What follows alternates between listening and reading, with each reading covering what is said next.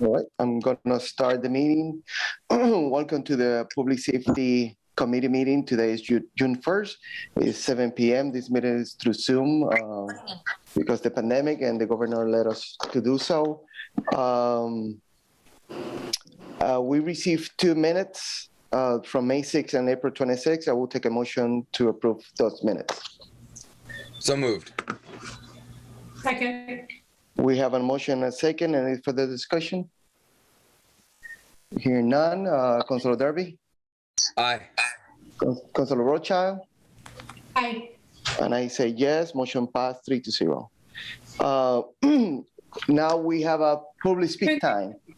Could the person who says participant, when they connect audio, put their name, please?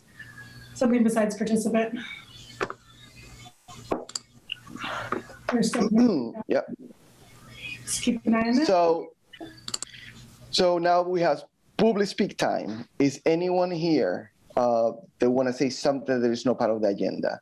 The agenda today is going to be the continuation of the review of the mayor pledge reimagining policing in Easthampton. We are planning to discuss recommendation 4 and 5, and if we have time to touch the recommendation 6, we're going to do it. So that's what we have on the agenda today. We're going to talk about recommendation 4, 5, and 6 probably. But if you want to say something that is not related to that, now is the time to talk. I please ask you to keep your comments for 2 minutes, so that way we can move on to the full agenda. Carolyn. Yes, this one's a little bit of a process request. Like when we get going through the recommendations, if you could lay out, how it's going to work, like discuss one recommendation, maybe Nicole Hendricks is the expert, and then call on the public. Just because last time, some of us were waiting to speak because we thought there'd be like, okay, now the public should speak. But it seemed to just start. Someone got called from the public and Chief Alberti spoke. And then some people spoke more than once. And like Shelby didn't even get to speak. So just as you're getting going, like announce what the process is going to be. And maybe requests that they try and get everyone speaking once before we go around. I just offer that as an idea. Thank you. Okay, I will answer after everybody talk. Megan.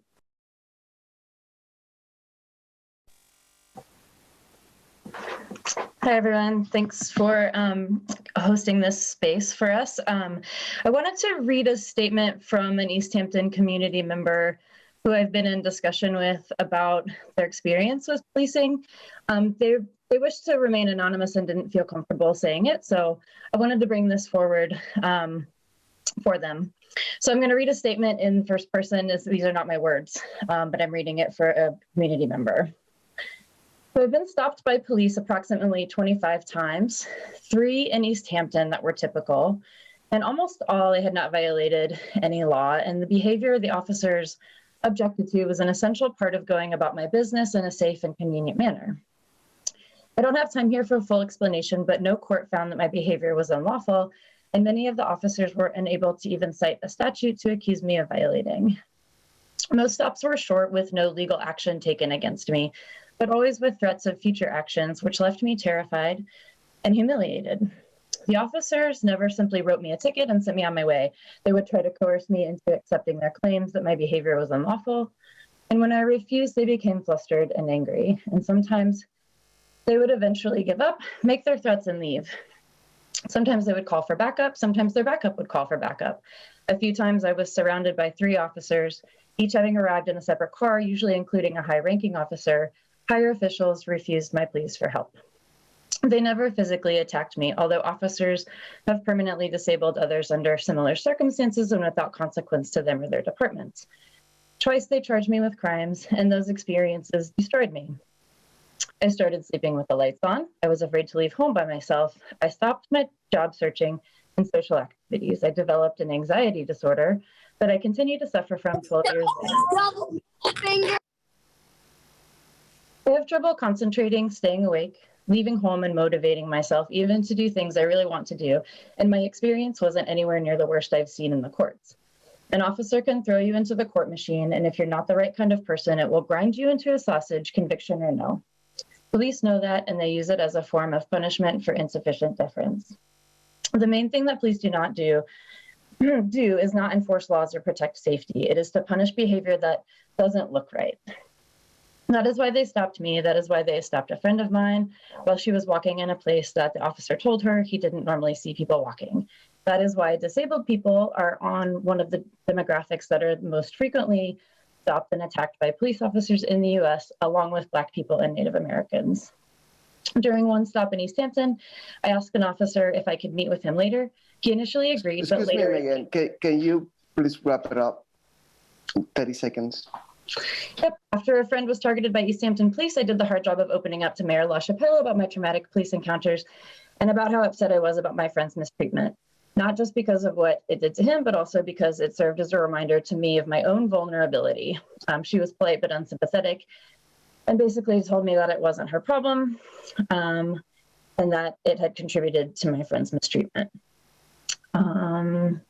So that's the statement. I just wanted to share that. I think it's important to hear from as many different voices about that as possible. Thank you. Can you give me your last name and your address or precinct for the— Yep, it's Faller, F-A-L-L-E-R, and I'm in precinct 2. Thank you. I'm going to apologize because I don't know who was first, but I see Loren now next. So again, I'm sorry someone was before, but it's my call. Okay, hi, good evening. Can you hear me okay? Yes, we do. Great. So my name is Loren Davine. I live on 147 West Street, and I'm a homeowner in Precinct 1. I've been listening to the public safety meetings now for the last couple months and the concerns that people have brought forward, because I really wanted to educate myself on, not only what I thought, but also what other people had to say as well. So I wanted to share my general thoughts to the committee for consideration as you move forward. First and foremost, as elected leaders, it's important to represent all of your constituents in Easthampton and not just cater to the loudest voices. Regardless of your position on this topic, this group has been comprised of a tiny subset of people and is not at all representative of the thoughts of most of our community members. These meetings have been woefully unattended, so it would be foolish to base budgetary decisions, staffing changes, and public safety services based on these meetings. Easthampton is a very capable community of 16,000 people, and we most certainly would have heard from them in droves if they were so dissatisfied with our community police. It seems as though the process is somewhat backwards. I'm worried that this group has already concluded that the police are racist and are now trying to use incomplete and inconsistent data to connect the dots to prove this theory. Most of us live here, at least in part, because it's a safe community. Not because Easthampton is somehow immune to crime, but rather because we have sufficient resources to respond to the needs of this community. My family values public safety, and we moved here because of the first responder services. We have full-time first responder services, beautiful facilities, state-of-the-art equipment, highly trained staff that we are taking for granted. Easthampton is spoiled. We have full-time dispatchers, police, firefighters, paramedics, advanced life support ambulance service, 24 hours a day. And if you're not sure how fortunate we are, just ask our surrounding towns who don't have these services, who experience long response times and are dependent on mutual aid. These communities celebrate when they can add personnel and equipment, not lobby to take it away. I urge you to reflect on the needs of our community and not use other cities or even Northampton as our compass. Last meeting, there were several people who said the police should participate in this process and, quote, not take it personally. Omar, you've done a great job facilitating, but we would be remiss not to recognize all the online posts that are personally attacking our police and our city councilors who support them, questioning their salaries, calling them derogatory names in public. Although you can't control everything that happens online or outside of this group, what is happening in the community is most definitely impacting this process here tonight. We have forgotten the police are people. They're our own community members, neighbors, friends, business owners, and classmates. They're the ones who have flipped pancakes at our fundraisers, hosted community barbecues, handed out bike helmets, celebrated our veterans, organized cleanups, and continue to make Easthampton a great place to live. Thank you for your time. Thank you, Laura. Liz? Very well said. Hello, Excuse me. Wait. One second. If you don't have your hand raised to talk, please keep muted. All right? Thank you. Liz. Thank you, Counselor. My name is Liz. I live in Ward 3. This was something that I actually had prepared for the last public safety meeting, and I'll make it as brief as possible. I was going through the Mayor's Pledge report, and what struck me was the police survey question towards the end. The question was, what other concerns, if any, do you have about performing your duties as a police officer in Easthampton? And these are the answers that were given, that were in the Mayor's report from police officers. You now have local radical groups like AKIND, which has some of the members on the CRC with strong biases against the Easthampton Police Department solely because they hate police officers. They don't care that we are tax-paying citizens raising families in town. Another one was, I disagree with everything that AKIND is about.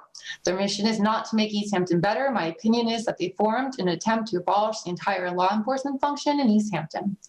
Another one was, groups like AKIND and others that are punishing the police or pushing the police reform bill that ties the hands of police officers in the state of Massachusetts and takes necessary powers away from them are completely discouraging police officers from doing their jobs and being proactive. Our officers have gone above and beyond in their jobs. However, I could see that coming to an end if this treatment towards law enforcement continues. And as a member of AKIND, I wanted to make it clear that we don't care that you're private citizens living in town, because it's not personal. It's an institutional change that we're looking for. And then I also wonder, though, with these attitudes from the police officers that were reflected in the Mayor's report, how will we achieve the goal on page 23 of the Mayor's Pledge that says, work with the community, especially members of marginalized groups, to examine the department's revised mission statement? Because AKIND is a BIPOC-led group, and those people that are leading us are the marginalized groups. And it seems like the officers have zero interest into listening to what they have to say, to the point of even threatening to no longer perform at their job if they continue to say what they need and what changes they need. And I would really like for everyone to reflect on that as we go forward. Thank you. Thank you, Liz. Shelby? Hi. Sorry, video issue there. I've got a comment that kind of goes for the last public safety meeting, and this one, it kind of relates to data collection. According to the police department, according to the 10-page preamble for justification for the police department funds in the FY 2022 city budget, the department responds to roughly 18,000 service calls, but only documented about 1,000. That's somewhere around 17,000 undocumented interactions with the community. Is that an error in that document? Because that would be around 6% total, and that's rounding that number up. So I'm wondering if that 18,000 is a misrepresentation in that budget. I'm also asking this because that same department's use of force policy and general operations policy that they provided to the mayor's work group state that the justification for their use of force, etc., is kept in check by their analysis of that report data, including demographic information to ensure non-bias and safety, but they can't possibly be doing that if they're only recording 6% and documenting 6% of their service calls. Okay, thanks. Thank you, Shelby. I take note about a few questions that you guys made so that we can answer the next meeting. About the process are going to be, again, clear with everybody. sound like we have like a kind of public hearing. In reality, it's not public hearing. But what this committee wanna know, wanna listen is the community and what the community think about the report, and if they have any new suggestions or any concerns about the report. And at the end, the concerns, we're going to do a report to the full city council, to the mayor. At this point, what we're doing is that just listening. Basically, it's kind of listening session about the report. The process is I'm going to let everybody talk, and if everybody is kind of brief, probably I will let everybody to speak twice. If any of those concerns is related to the police department and the police chief can answer that, I will allow him to do it. The same way that it would allow the DPW director answer any concerns or any question if he was in this meeting. Being saying that, I think we can start. If any of the councilors have any question or concern or no, we can keep moving. I have my hand raised. I didn't see, who was that, Laura? It's under Laura. And you're gonna say something about that is not part of the agenda or about the report? I'm going to talk about this whole sequence of events and these meetings that you people have been having in this group. Okay, I'm gonna give you 2 minutes. Wait, can you say, before you go. Can you please just say your name and the address? Address, please. My name is For the Martin record. Pedor, Easthampton, Massachusetts. Okay. You can go. Have you people seen the Daily Hampshire Gazette half-page article, an opinion page dated May 31? Council is undoing 20 years of police department progress. You see, Easthampton likes to be a copycat. At least our city councilors do. Now we're copying what's going on in Northampton. One of the comments reads something to the effect here: for the 20 years prior to this city council, the city has done all it could to attract the best and brightest young people to become police officers. That effort has resulted in a police department that's hardworking and well respected. The Northampton Police Department, and I think it's fair to say Easthampton as well, does not have the issues we see in larger communities around this country. We don't have the problems you see here on the nightly news. And yet this council is, in one short year, has done its best to undo 20 years of progress. Well done, Northampton City Council. Well done. That was written by David Murphy, who was a former Northampton City Councilor, and I want to add this. There are how many residents in this town? 16,000. And you people are sitting behind your computers talking to 12, 15 of us. You absolutely do not have a representation of our city. You have some agitators that have moved here from Northampton, living in apartments because they can't afford the rents in Northampton. And they've screwed things up so badly that now they're here. And they're here and they're agitating. There is nothing wrong with our police department. You want to talk about statistics? I mentioned last, pay attention, please. I see you turning away. Mr. Fidor, you have 30 You're more the seconds. director, and I'm talking specifically to you, sir. The police department has statistics. You had speakers that have statistics. As I told you last time, figures don't lie, but liars can figure. So all this talk about the recording of their stops, all those numbers, you can spin it however you want. But we don't have the problems that your small group is trying to create in this town. It's nothing but division. It's nothing but divisiveness. And you people, you on this small subcommittee should be ashamed of yourselves that this has proceeded this far along.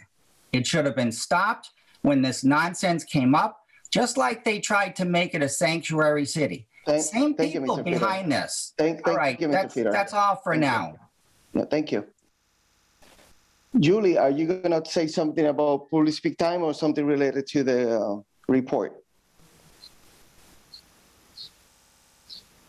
Hi, Gomez. Yes, I'm going to actually talk about what we're going to talk about in this meeting. Okay, just 1 second.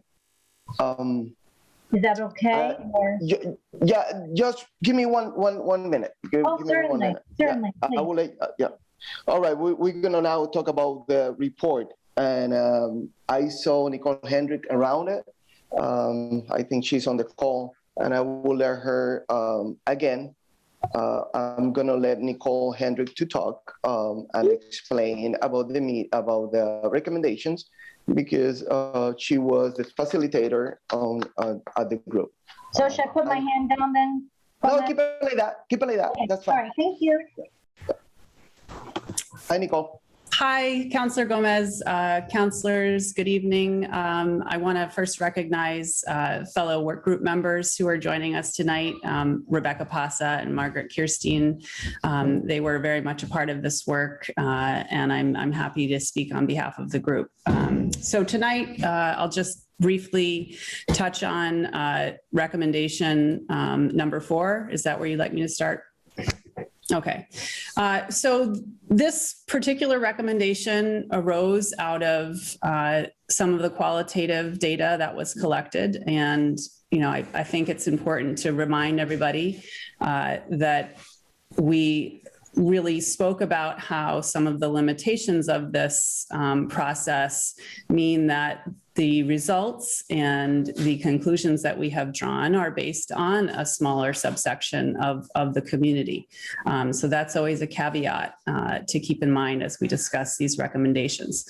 That being said, there were common threads that came out of this work, and one of them is to really engage in intentional, regular communication and collaboration with the community to understand and co-define safety needs and develop responses. Those words are critical from the perspective of the work group. When we say co-define, we mean the police are doing really well, it seems, in engaging certain subpopulations of the Easthampton community, notably elderly residents, veterans, families in need after emergencies or crises. These kinds of examples came up in the research. But where we see, even in this meeting tonight, there is work to be done that involves involving a broader spectrum of the community, specifically communities of color, BIPOC communities. And so how does that happen? It happens through events that are collaborative and not one directional, maybe. And our recommendations really center on more regular meetings. So creating some kind of mechanism for the Easthampton community to be a part of the public safety decision-making process. There is a kind of famous policing scholar. His name's Wes Scogan. He has written quite a bit on community-oriented policing. And I would say that some of his ideas really form the basis for these recommendations. And that is that community policing is more than a set of tasks. It's about changing the way decision-making processes happen and creating new cultures within police departments. In order to do that, there have to be opportunities. And so that means, working with the community, especially around understanding the new mission statement that was crafted. And it means, in the case of the liaison positions that already exist, clearly defining these roles setting goals and also assessing outcomes in a departmental annual report. If there are liaisons, such as a mental health liaison or the domestic violence liaison or the Veterans Affairs liaison or LGBTQ liaison, is the department engaging and consulting with the impacted communities to come up with what the priorities are? And so I think I'll just leave it at, the last three are about creating, more opportunities for community dialogue, either quarterly, monthly, examining the role of the Community Relations Committee, and then creating a language access policy. This is one thing I would point out in our findings. The police survey showed us that officers had average ratings related to responding to non-English speaking communities and may feel somewhat less prepared around addressing language barriers. So that was another area that we would like to see some improvement. So developing some kind of official language access policy. I think that's it. Thank you, Nicole. Any question from the counselors to Nicole? We're good to open it to the public. Yeah. All right. Now I'm going to let the public to speak. Please keep it to 2 minutes if it is possible. Julie?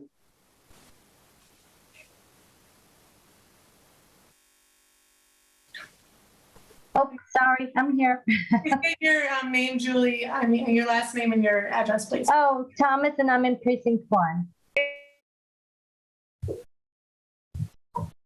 Oh, thank you.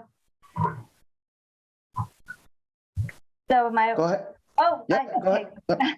Sorry, I'm not very good at public speaking here. So first, I just thank you for letting me speak. I wanted to talk in the mayor's pledge to reimagine policing under this section that we're talking about. And when I was reading through it, I was reading from the perspective and experiences of your organization or group. Please describe how prepared you believe the Easthampton Police Department is when it comes to engaging or interacting with the community members you serve. And for example, in this report, they put students, people experiencing a mental health episode, an undocumented community member or business owner.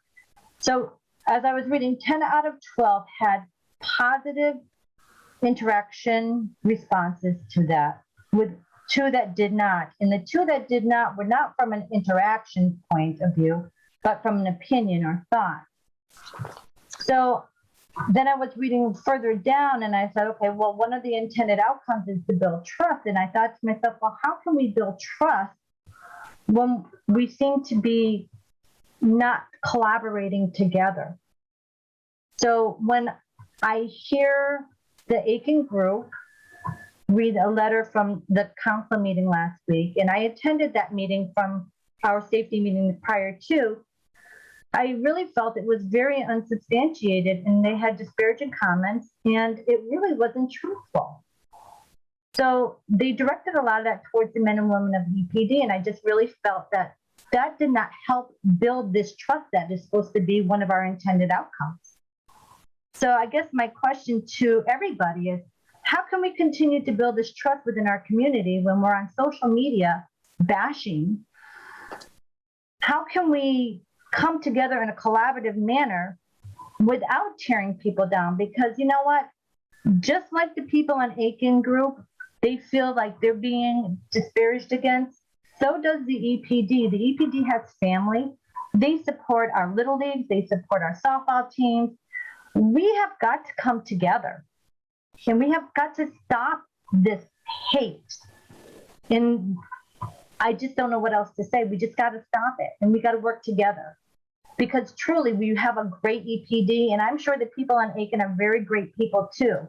So if we got 2 groups of great people, why can't we work together? That's all I'd like to say. Thank you. Thank you, Julie. Shelby?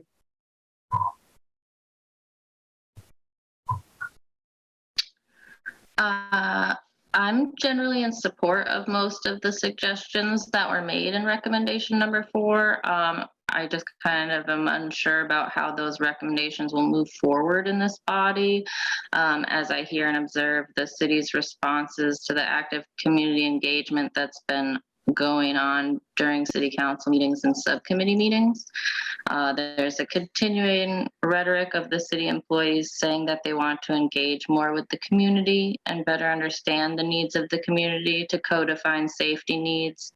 When the community, everyone who's here and continues to show up here, have been here speaking to the needs and the concerns within our community that we are a part of. The majority of the speakers have been Easthampton residents.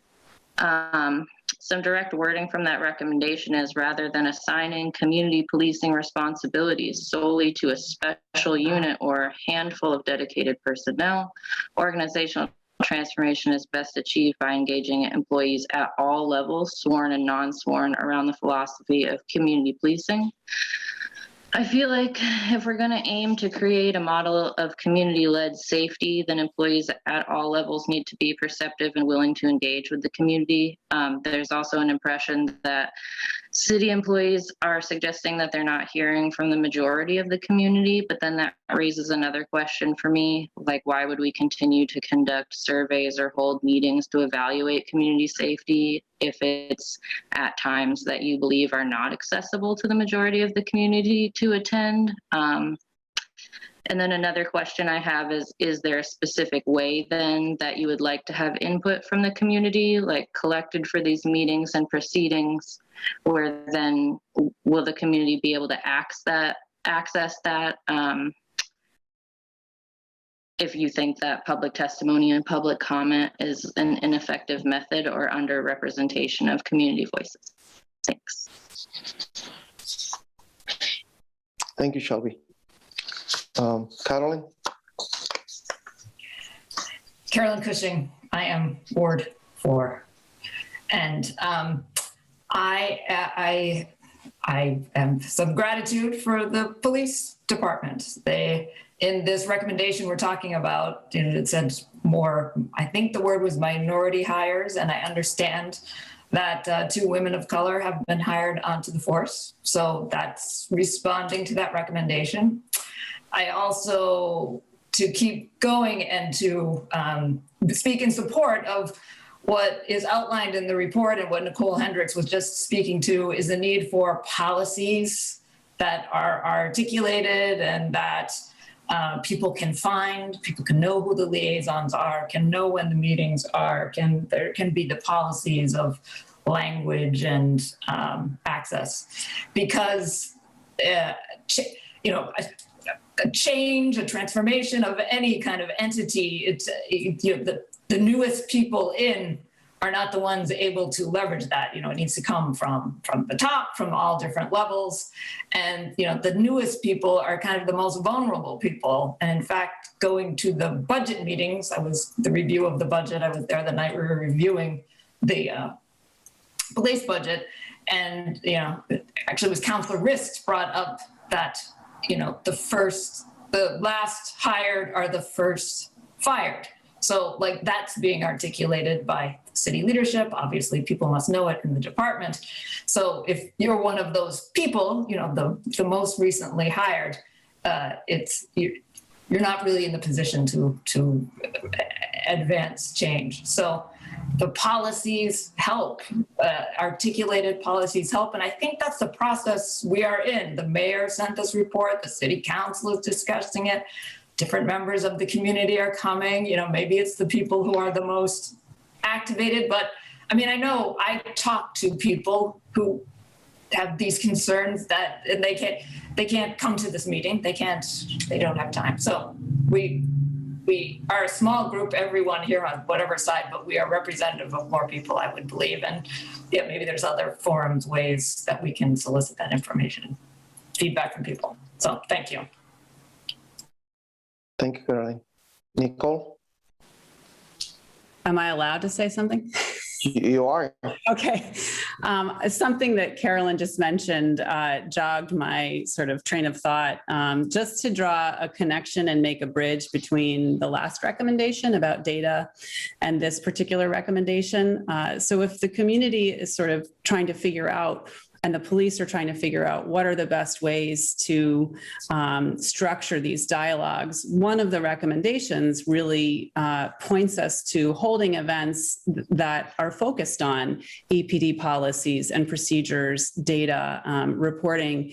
You know, we hear a lot of great things happening in the community as far as supporting sporting events, but really to invest in sort of co-defining public safety means these meetings have to be about the substance of police work and public safety concerns in the community. And so it's great to have those activities, but really these kinds of meetings have to be about, you know, the work and the business of policing and of public safety. And that's where you can sort of see this nice relationship between, you know, gathering more information and data, making it more accessible, and then holding meetings about it and inviting the community. Thank you, Nicole. Anyone else? No one, including the chief? Nothing, chief?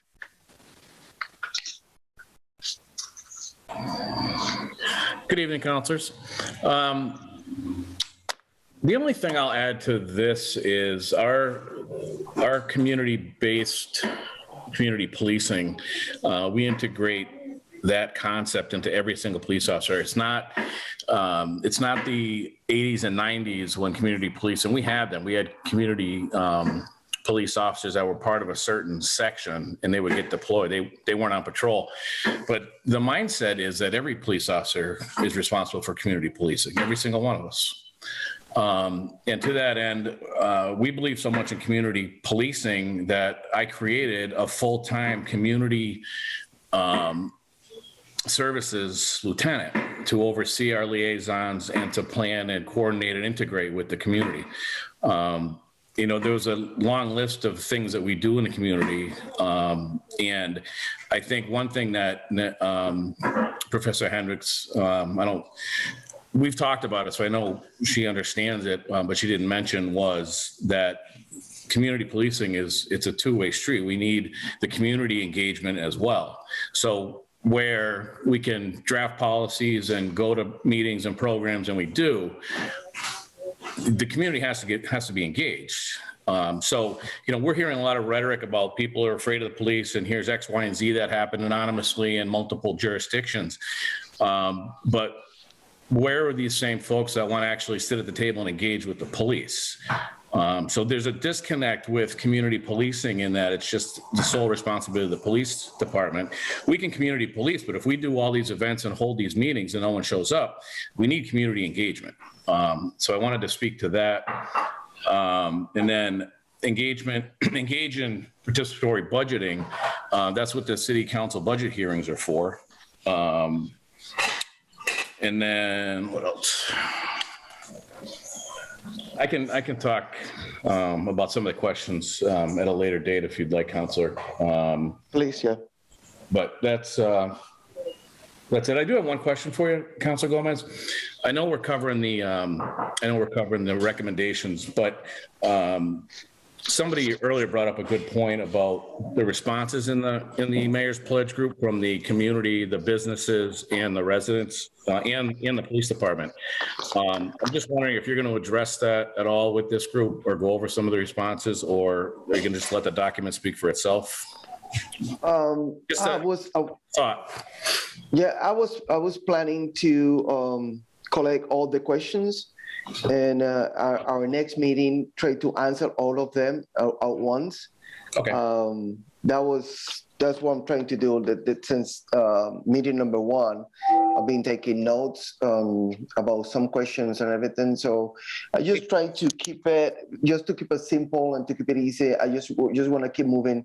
Okay. About just recommendation that we have in the agenda tonight, and last meeting address all those concerns. Okay, thank you, sir. before I want to let Shelby speak one more time, is anyone else from the community want to say something? Shelby? I just wanted to respond quickly to community engagement. Again, the actual wording in the recommendation is that there's a difference between community engagement activities that originate from within police departments, such as Coffee with a Cop, and community engagement that is community-led. Community policing does not occur at a specific time and place, but must be woven into the culture of the agency. So we're not like asked, I think that it's clear from the work group that they want that engagement to not just be with the police department, but with all levels. And that's kind of what we're, I think, all working towards here. Okay, thank you. Anything else? Councilor Rocha?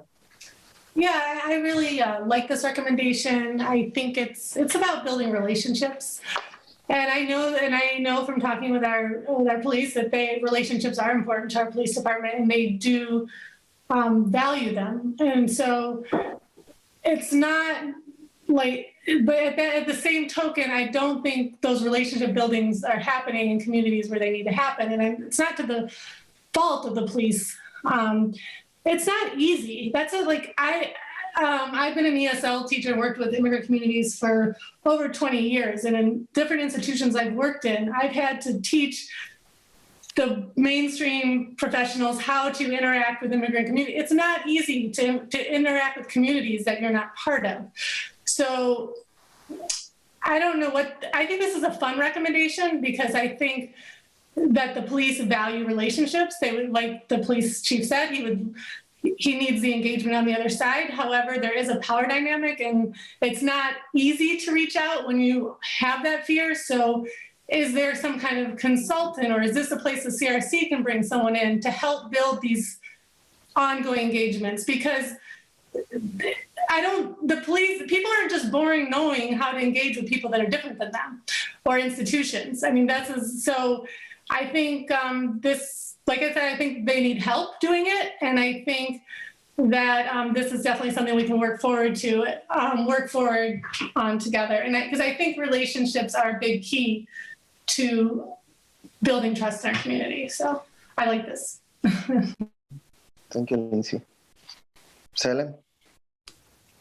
Yeah, no, I agree with Lindsay, and I think that, you know, coming from a public school background, knowing about language is pretty critical. I mean, all of our documents get translated into like 20 something languages, but there are institutional things that have kind of come into place, at least in the public school setting, that we have access to, that, you know, there's no reason why the police department shouldn't have access to those things, like being able to have instant translation and using technology in certain circumstances. So I think that piece is also important because, you know, with a strong language gap, you can have a lot of misunderstanding. So I think that's an important piece of it as well.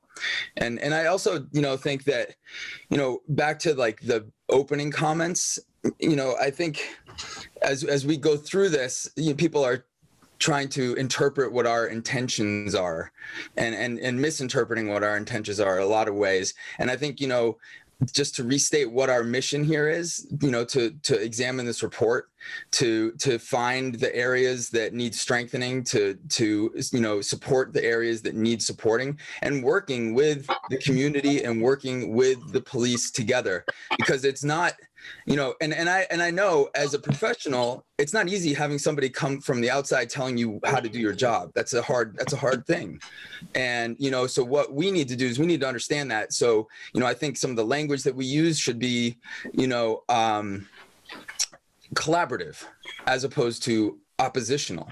You know, if you really want institutional change, then, you know, you need to give a hand up to allow people to accept that change, you know, and it's going to be hard for everybody. So I just want to put that out there, because from both sides, this is not an easy endeavor. And we need to acknowledge that, because if we are going to find a middle ground, which we need to do, we need to embrace that kind of empathy for each other. So I just wanted to put that out there as well. Thank you. Thank you, Salem. I do have to agree with you 100%, and I just want to add this day number one was being clear that we have a job to do, right? Same with the committee, the working group the mayor created a few months ago. We have a task to do, and we did. Same with this committee. This committee is reviewing the report. We take this report really seriously, and we're reviewing it. And at the end, we're gonna send a recommendation or to the full city council, or to the mayor, about what we found at this report.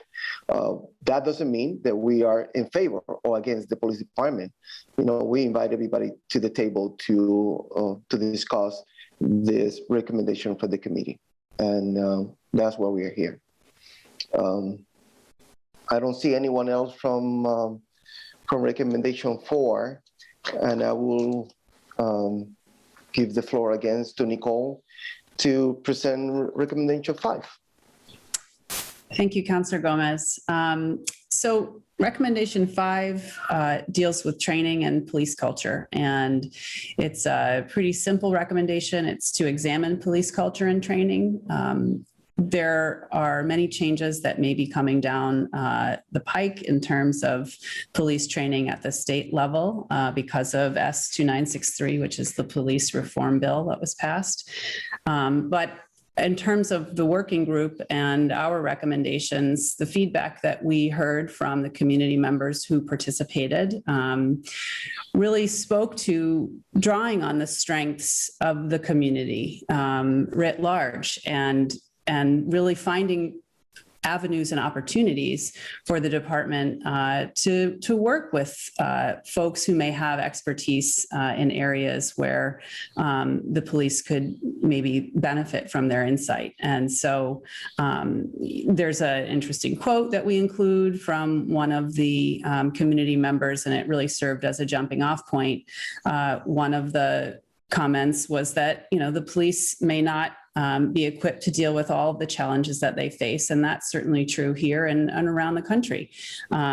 We task police departments with responding to a host of challenges that they are not experts in. They have some training, but they're certainly not mental health professionals. And so, you know, this comment from a community member spoke to the willingness to learn within the police department.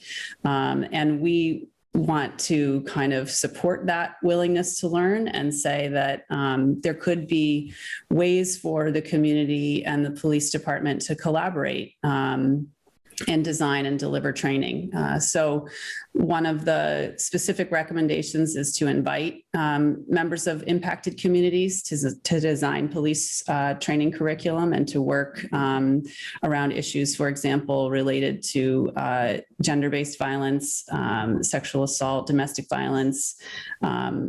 Getting this input is one way to sort of fundamentally shift some of the power dynamic that Councillor Rothschild spoke about, and to emphasize in this particular recommendation the role of police officers as guardians rather than warriors. The second piece of this recommendation speaks to police culture, and the group recommends that the department adopt a policy prohibiting any officers or recruits found to have been associated with white supremacists or other hate groups from remaining or being hired by the EPD. And just to note, you know, in the recommendation, we reference the U.S. Department of Defense. They recently affirmed a zero tolerance policy related to this very issue. And it was the understanding of the work group that local police should have to meet that same expectation. There are really exciting possibilities that we learned about in some other parts of the country and in other jurisdictions where police departments have partnered up with colleges and universities to create fellowship programs. One that I will draw your attention to is in Georgetown. Georgetown Law's Police for Tomorrow Fellowship.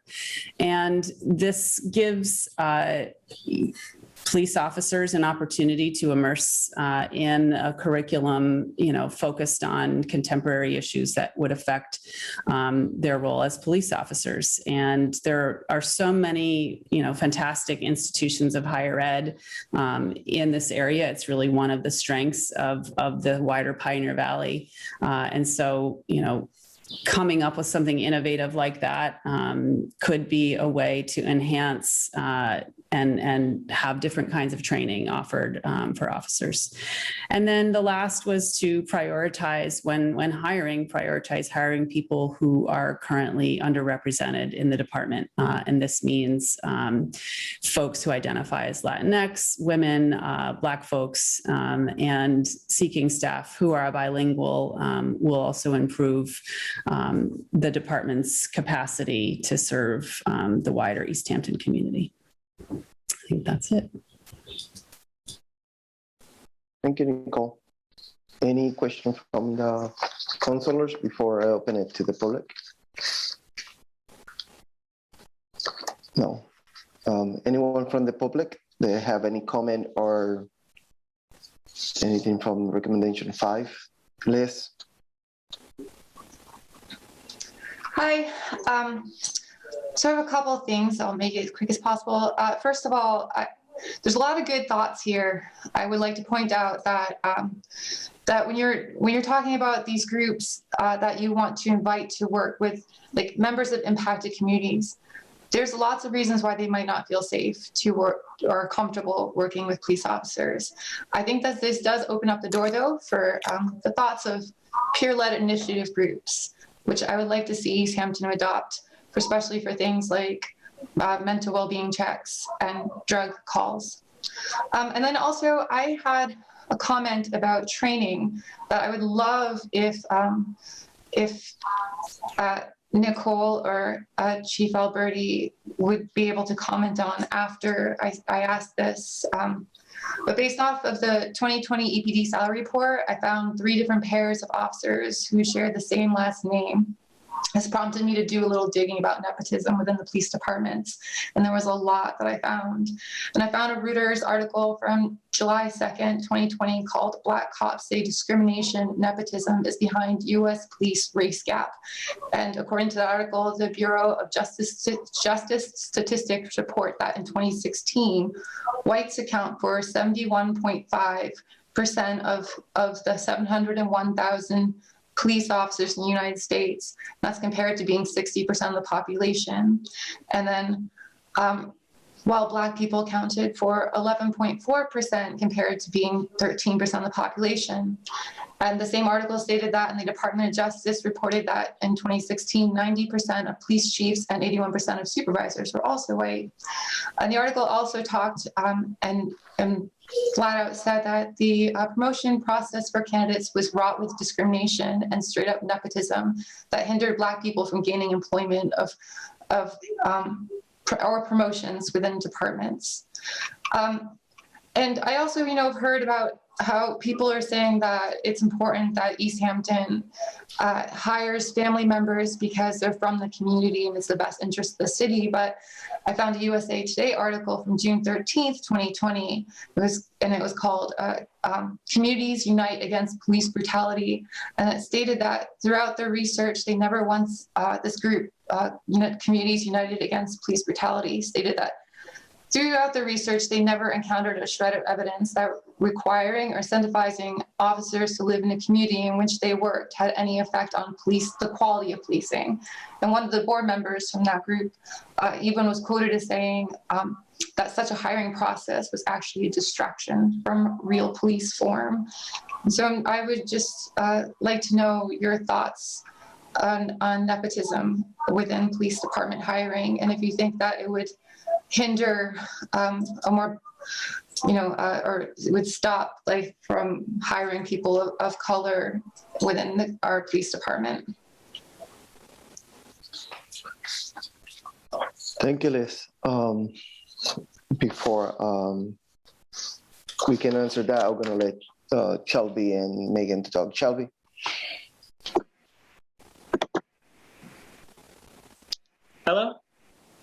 Can you guys hear me? Yes, we can. All right. I'm actually Donovan Lee. I'm a Ward 4 resident. And I like what the recommendation 5 has to say, but I think in addition to what we, looking at new trainings that we can do, we should also examine the police culture and training of use of force and violence training. We need to see what the Easthampton Police Department's use of force training looks like. From what I understand, the information the mayor's work group was giving, there's no consistent rubric for training for the Easthampton Police Department. The Easthampton Police Department is authorized to use, and I quote from their use of force policy, physical, less lethal, and lethal force in our community, using a variety of weapons and tactics. We need to examine the way that EPD trains to use that force, those weapons, and those tactics. As a veteran of the U.S. Army, seeing videos of police using force on the news conjures images of how I was trained to fight in a war zone. If we do not want our police to feel like combatants, let's not train them that way. We need to compare EPD's training for violence to military training. We need to look at not only the substance of the training material, but also the mentality that it's used in. It is easy to become desensitized to violence while training for it and start taking those actions lightly and with ease. The training needs to be done with care and consideration because it's brought to bear in our communities and our streets. It affects not only what kind of force is used, but if and when it is used as well. A first step in the right direction would be to call this training what it really is, violence training, not disguise it under terminology like use of force training. There are many areas where terminology is used intentionally to be discreet and euphemistic instead of matter of fact. It's a deliberate choice and it influences the perception and mentality of the way that these things are used. I would also like to see there be some sort of concrete training standards across the board for all Easthampton Police Department personnel. The work group states that they were giving, quote unquote, a typical training transcript or record of an EPD officer. Does this mean we have no minimum standard of training and officers receiving the training they or the department deems necessary? As a licensed and experienced CMT, there were concrete training and testing standards that I had to meet to get my license, and there are concrete training and testing standards that I have to meet to renew my license every 2 years. Instituting a system like this would provide transparency in the training that the EPD is getting and also give a stable foothold for accountability if the time is necessary. Thank you. Thank you, Donovan. I think it was Megan, right?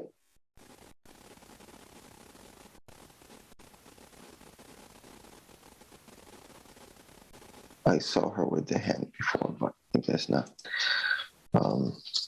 Nicole, do you want to answer something before? I don't know that I have much comment on the question of nepotism. It would be a kind of long conversation in the historical context of policing, but maybe Chief Alberti would like to respond. I can respond just briefly to the previous comment to say that, again, the changes to at the state level have created a post commission, which will require officers to be certified and be recertified. And so that is a change, and there will be some state level requirements, but it's possible Chief Alberti could speak more to some of those state level requirements.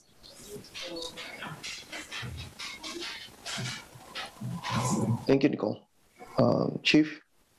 Thank you, Counselor. I'll stick to the training. The training that we do, our in-service training annually, without getting into the weeds too much, it's all regulated and dictated by the state through the MPTC. So all of our trainings are documented. They're on file. The MPTC has them. The MPTC has their training curriculums all on file. So there's to the previous person's commentary about the EPD as far as their training goes. It's mandated by state. The chief has 2 local options in the in-service training. So that would be a good place where we could look at some of these other training initiatives. As far as the training itself and number 5 goes, I'm all in favor. But my training line item, I've got to do mandated training by the state that really chews up most of my line item in training. So a lot of this number 5, it's going to be cumbersome, at least as far as budgeting goes.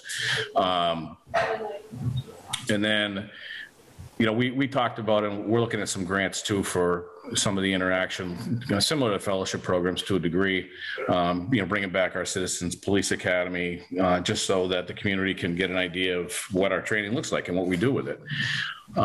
As far as use of force, that could be a real long conversation, but that is also dictated and mandated by the state. I won't get into the post commission because I talked about that at great length at the last meeting. So that, if anybody wasn't at that meeting is interested, I'm sure it's published, Councilor Gomez, on the media page. So I'll leave the post commission to my last meeting. But yeah, no, listen, I'm not opposed to number 5. And then the very last thing I'll say is with regards to applications and recruiting and hiring, I've overstated this time and time again. I've hired more minorities than any chief before me, and we recruit and we work hard at trying to diversify our police department. But the one thing that I've said time and time again, and I come back to, is we recruit, but we can only hire what applies. And we can only promote, who applies. Our promotional process is dictated by, agreement between the bargaining union and the administration. And again, we recruit and we hire, but I can't hire what's not applying. And I don't have to tell anybody in this group, particularly the counselors, that recruitment, and I'm sure Professor Hendricks would agree, recruitment and policing in the climate that we're in we're very fortunate that we still have a pool of folks that want to work in Easthampton, but recruiting nationally and even across the Commonwealth, it's a real struggle for police administrators. And I'll leave it at that. Thank you, Chief. Any comments from the councilors? No. So look, we're finished with number 5. We have some time for recommendation 6 if the councilors feel okay with it. That way we can finish it, and next meeting we can start working on our report to the full city council and to the mayor. That's okay? Yeah. Nicole, can you please introduce the last recommendation?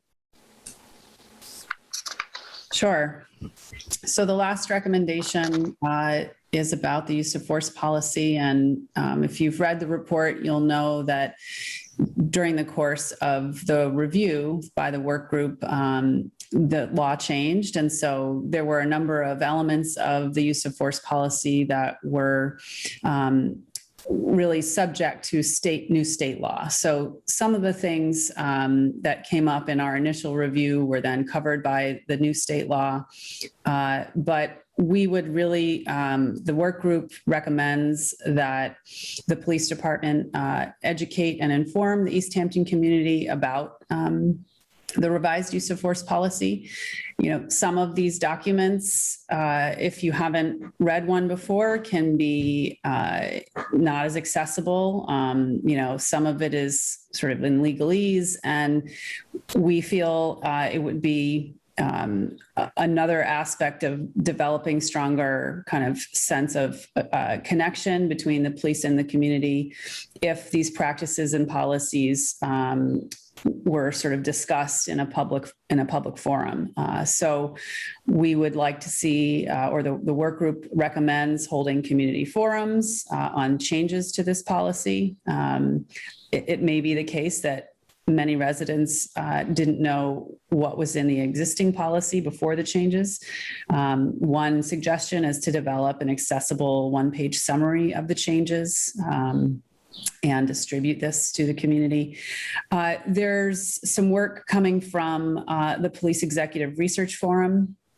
And so in addition to, educating the Easthampton community at large about what use of force is and about the policy, the work group recommends that the police department embrace the framework and approach to analysis of use of force that's outlined in PERF's document, What Police Chiefs and Sheriffs Need to Know About Collecting and Analyzing Use of Force Data. It's a very strong guide, and this recommendation pairs with our previous recommendation on data collection. So really the goal is to make these policies as transparent as possible, and having increased dialogue allows for, strengthening these kinds of relationships. Thank you, Nicole. Anything from the public about this recommendation list?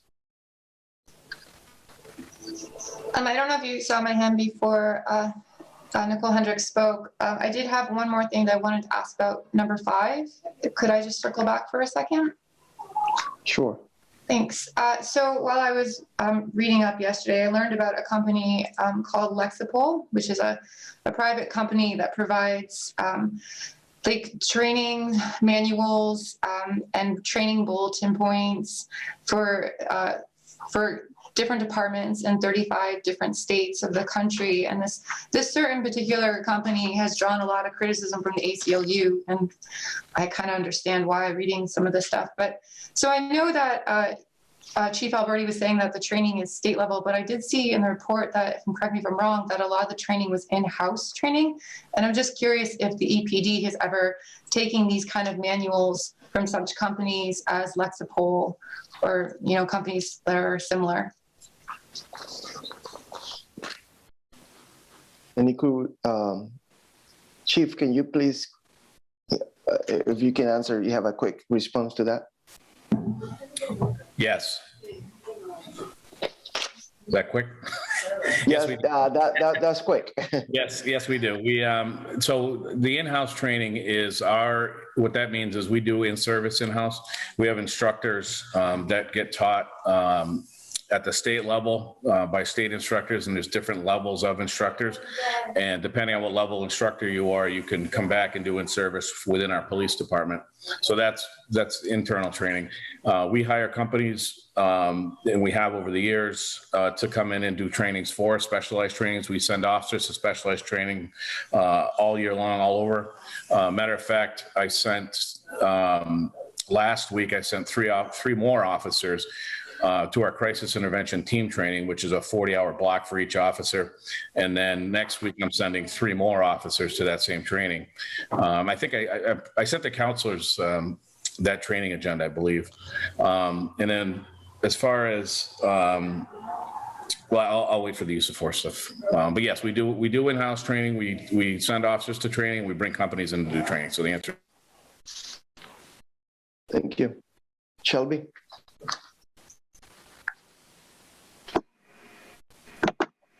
Howdy, it's Donovan again. I just wanted to say one thing that I think could help, people understand the use of force policy is that the policy itself does have a glossary of terms that defines a lot of the terms that are used in there that are kind of specific to use of force policies. But what the glossary fails to do is actually identify all the terminology that's kind of confusing that way. I know one example is the glossary doesn't define what a come along is, but that phrase is used many times throughout the use of force policy. And so, just doing a little more thorough of a job of defining the terms that are kind of hard to understand, can really go a long way for helping people understand what they're reading. Thank you. Thank you.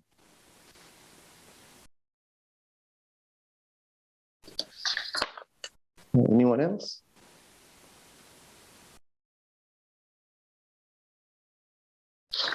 Hearing none. Anyone else that you want to add, Nicole?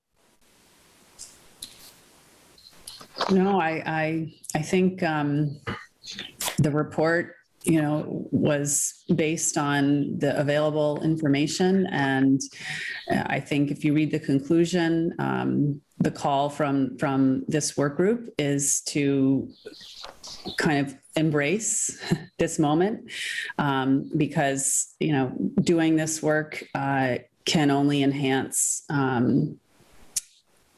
public safety in Easthampton, is the sort of opinion of the work group. So we're glad that these conversations are happening now, and we hope that it continues because it is hard, but it's necessary. Thank you, Nicole. I really appreciate it.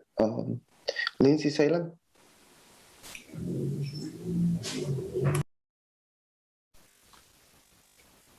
Chief, you want to make any comment about the last recommendation?